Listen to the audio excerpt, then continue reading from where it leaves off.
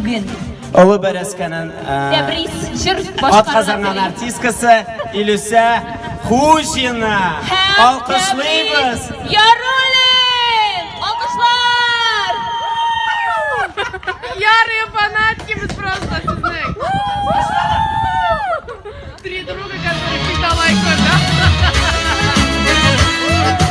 Başlamadın.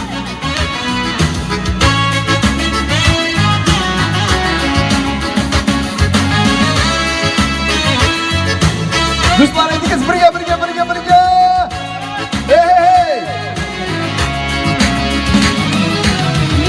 Yaradan, seni Tataristan, adamların için yaradan.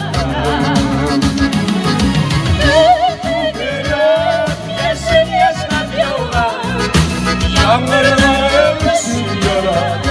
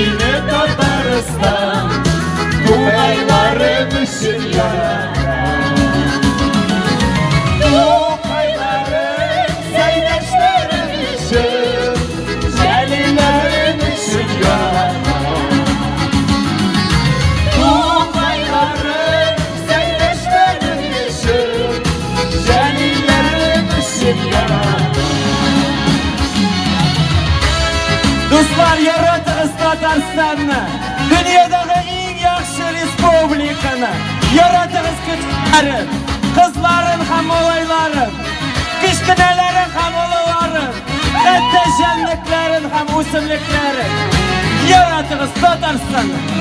Bakın ne bulunuz? Tataristan, Aldanların için yaratan.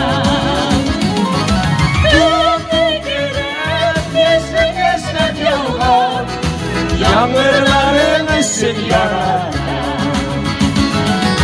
Köpükler yeşil yaşlar yollar, yağmurların için yaratan.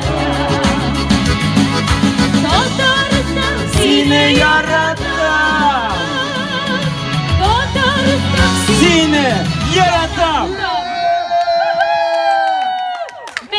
Авиастроительный района от Казана артисткасы Илюса Хужина. А все.